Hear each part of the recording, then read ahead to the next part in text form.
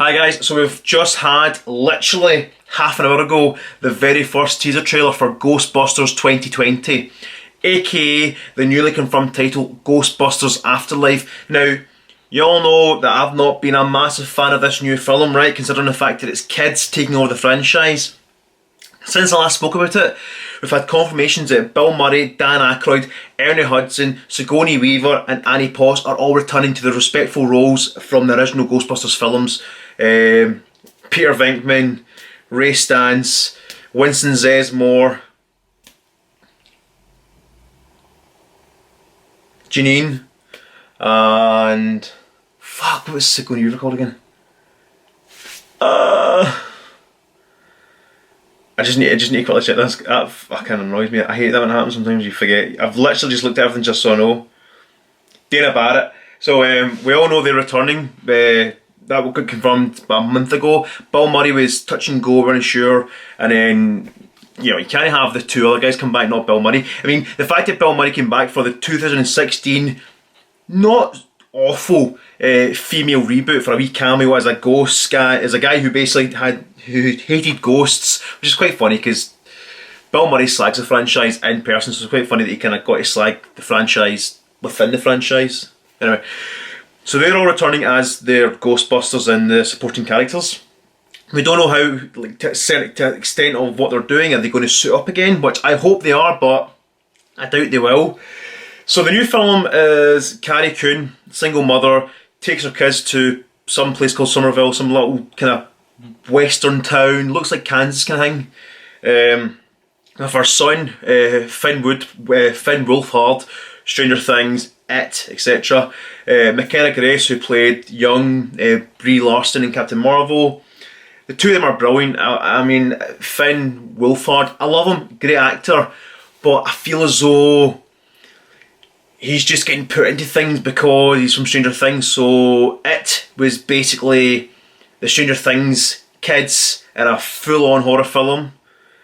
Cast Finn Wolfhard. I love it, don't get me wrong. It 2 was good, but the chemistry of the adults was good, but just didn't have the same feel as the very first film. The kids just done something. And with Ghostbusters Afterlife, after watching it, I mean, it was a good trailer. Basically what it is Carrie Coon is Egon Spengler's, sadly, the late great Harold Ramis. She's Egon's daughter, and Mackenzie and Finn are Egon's grandkids. They go to his old farmhouse. It's been left in their name. She's taking the kids to go clear the place out. They discover it's ghost busting stuff. Paul Rudd's their teacher, or he's someone's teacher anyway in this film, and he's geeking out over the Ghostbusters because he starts to show them footage from 1984 and stuff like that, the original Ghostbusters. New York was like The Walking Dead, all that kind of stuff, you know what I mean? And Paul Rudd looks like he's going to be a proper fanboy, like it's going to be kind of a fan service fanboy sequel, but it's just not Ghostbusters. It's not the Ghostbusters 3 that we all want. The original Ghostbusters 3 that we were all going to get from the late 90s to early 2000 to even like the mid 2000s was going to be the four of them all back before Harold Ramis passed away. The four of them were all back. They suit up, take on some new villains with a new set of Ghostbusters, and I think the rumours were going to be like Paul Rudd, Jonah Hill, Channing Tatum, Brie Larson, Emma Stone, Michael Cera, just different names over the years. This one is kids taking over the franchise, and we assume, depends how extensive their cameos are, their roles are, the old guys are going to be there to train them up, because obviously they're Egon's grandkids, so respectfully you've got to have Egon's old friends, partners to then help raise the new kids. And yeah, it's cool, there's a few cool shots. We see Slimer, which is pretty cool. We see Ecto-1 in action, Finn's driving it, and yeah, it's kind of cool. But I don't know if kids can hold the franchise together, because then we're assuming it'll be like a Ghostbusters 4, Ghostbusters 5. And yeah, once they get older and they're in their 20s and stuff like that, and yeah, because, like, well, Finn's got a few years before he's in his 20s. McKenna Grace is on like 13, 14.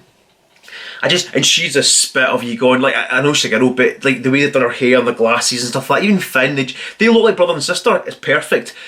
But they look a lot like Egon. And I get the Afterlife title, because at first I was like, Afterlife? They're not in heaven though, I don't get this. But I'm guessing like the Afterlife it's the afterlife of Egon's legacy. Which I guess you could have just called it Ghostbusters Legacy.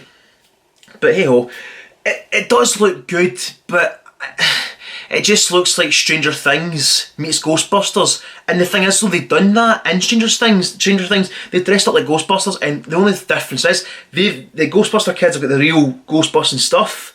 So Finn Wolfhard, is it Wolfhard? Finn from Stranger Things has went from dressing up like a Ghostbuster to being a real Ghostbuster, which is pretty cool for him and pretty cool for his career.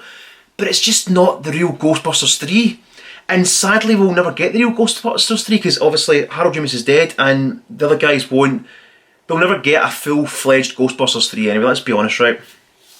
Paul Rudd, I'm still holding on hope that he'll suit up as a Ghostbuster and maybe just like help the kids along in Ghostbusters 4 or whatever, I mean. But it just... A part of me, I'm not that excited about the film after this first trailer. I was more excited with the 2016 female reboot. That seemed more traditional. Fair enough, they totally did not acknowledge the original Ghostbusters, and that's something this new film did, and it done it really brilliantly by showing old footage and stuff like that, and having like Bill Murray saying, call it fate, call it love, call it, you know, that, and a wee bit of music here and there, but it just... It felt more like a kind of canon Ghostbusters than it did than the 2016 reboot. But the 2016 reboot felt more like a traditional Ghostbusters film. They're in action, adults as well. Nothing against kids. Kids are good in films, but I just don't know if the kids can hold this film together enough for the next one. And the next one, you'd need to have like 2 or 3 down the line before they're in their 20s and fully fledged men and women. And for McKenna Grace, she's about 10 years off. So I don't know, it looks good, shiny, fresh, new, very Jason Reitman, very kind of indie, but family, more about the story, but it looks very low budget compared to the rest of the Ghostbuster films. So, and I like the fact that, and I was talking to like my 2 mates Steve and Dan on our group chat, and Dan did say though, the fact that it is Jason Reitman, it's Ivan's son, that is that's a big bar right up there. But I'm just like, is he going to make it his own and respect the past, or is he going to make it too much of his own that it just kind of... I hope I'm wrong. I hope it does just gel together as a good Ghostbusters film. But anyway, my camera's about to run out, so I'll see you guys on the flip side. Don't cross the streams.